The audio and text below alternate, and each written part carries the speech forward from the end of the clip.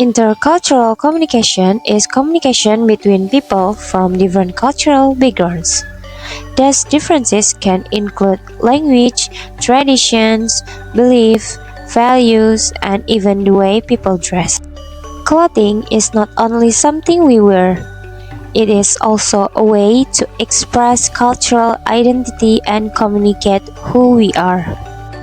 In Bali, clothing reflects local tradition, religious values, and the island's unique culture. At the same time, Bali is an international tourist destination where people from many countries interact every day. Because of this, clothing becomes a bridge between local culture and visitors from different cultural backgrounds. Through this project, we want to explore how Balinese clothing influences tourist experience and how fashion can support intercultural communications. It's very good. Beautiful place. We are actually from India. Most of the places we covered, but this one was the best. Yeah, it will suit. Oh, okay. Thank you so much for the answer, Miss. Thank you for your time. Kalau menurut Bli, outfit seperti apa yang cocok dipakai wisatawan saat ke pantai di Bali? Apa ya, sebenarnya kalau yang santai aja lah, sifatnya santai, mungkin celana pendek atau kaos kayak gitu kalau menurut Bli. Tapi kalau kita sebagai orang timur janganlah terlalu vulgar kayak gitu. Tetap tertutup, kaosnya tetap tangan panjang atau celana pendeknya jangan terlalu ketat gitu.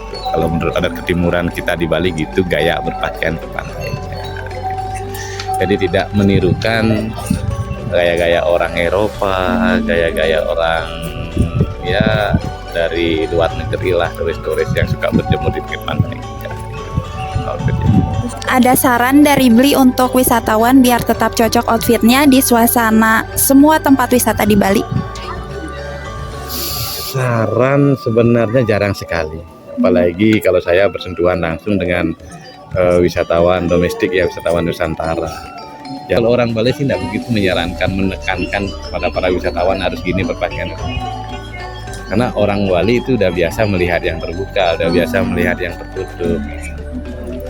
Jadi apa ya, karena dari dulu juga cara berpakaian orang Bali, pernah mendengar orang Bali kalau zaman dahulu sebelum Indonesia merdeka, perempuannya nggak pakai atas, panjang dada, makanya ada julukan Pulau Bali itu Bali Bare Breasted Island, Bali Pulau Telanjang Dada, ada itu. Mungkin baru dengar ya. Iya. Biasanya kan Pulau Dewata, Pulau Seribu, ada itu. Itu dalam bukunya Miguel Covarrubias yang berjudul Island of Bali.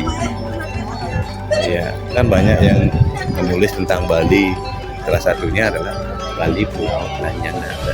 Tapi karena perkembangan zaman, dapat pesan dari WHO, dari Dunia Kesehatan Dunia, bahwasanya dengan terbukanya ini menimbulkan penyakit. Kemudian juga dengan ajaran-ajaran lain yang tidak sesuai, dan sekarang menjadi lagi.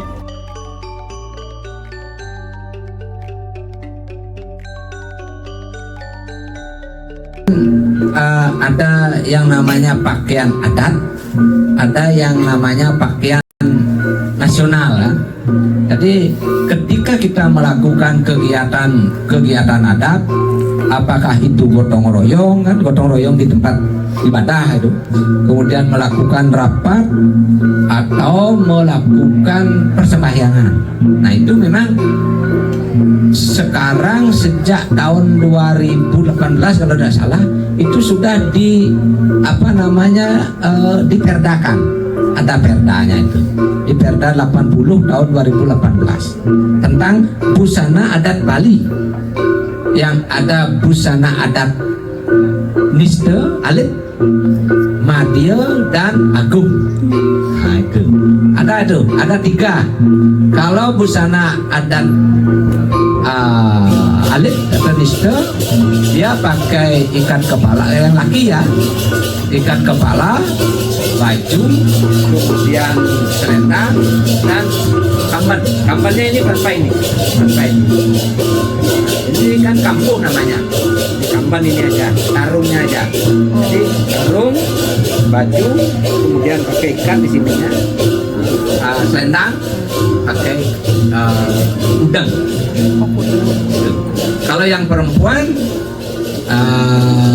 kamban, kalau di sini disebut kamban kan, kalau bilang sarung kan beda itu. Nah, kamban yang dipakai oleh orang perempuan pakai kebaya, kemudian pakai selendang. Tuh. Sama hampir dengan laki, cuma tidak pakai ikat kepala. Kalau yang itu yang alit, yang madya, yang laki kan ikat kepala, baju, kemudian kamban dan kampuh. Ini kampuh namanya. Selendangnya di dalam. Nah itu. Kalau yang perempuan hampir tidak berbeda dengan yang alit kan. Pakai kebaya, pakai selendang, pakai kamban. Kemudian mungkin di hiasan kepala mungkin kan. Bisa disanggul kan, itu ada hiasan bunganya. Masa gotong royong nyapu pakai sanggul kan, nah itu mungkin ya anunya gitu. Kemudian kalau pakaian payas agung itu biasanya yang dipakai oleh para pengantin dalam resepsi pernikahan. Dia pakai hiasan gelangkane kan gitu kan. Itu mungkin pernah yang dipakai orang menari itu payas agung itu. Nah, baik laki maupun perempuan, seperti pakaiannya para raja gitu kan, yang kelihatan di TV itu kan, yang pakaian-pakaian itu, nah seperti itu. Jadi ini sudah dibedakan. Nah kalau dengan wisatawan kan kita tidak harus mengekang, karena Anda masuk wilayah adat Anda harus begini kan. Dia kan tujuan dia kan rekreasi, dia melihat begitu. Nah, melihat orang penglipuran, kalau budaya pakai pakaian adat gotong royongnya bagaimana kan. Kalau dia mau ikut larut boleh, itu boleh. Kita tidak mau maksa dia. Nah seperti sekarang kan trennya wisata di penglipuran tuh masuk pakai pakaian adat kan, menyewa pakaian adat, tapi pakaian adat madya yang dipakai itu. Nah, mau umpamanya foto-foto atau mungkin mau ke pura silakan. In conclusion, our project shows that clothing is more than fashions. It reflects culture, identity, and traditions. Through our interview, we learned that understanding the meaning behind Balinese clothing helps visitors appreciate the local culture more deeply. We also learned that intercultural communication requires respect, curiosity, empathy, and open-mindedness.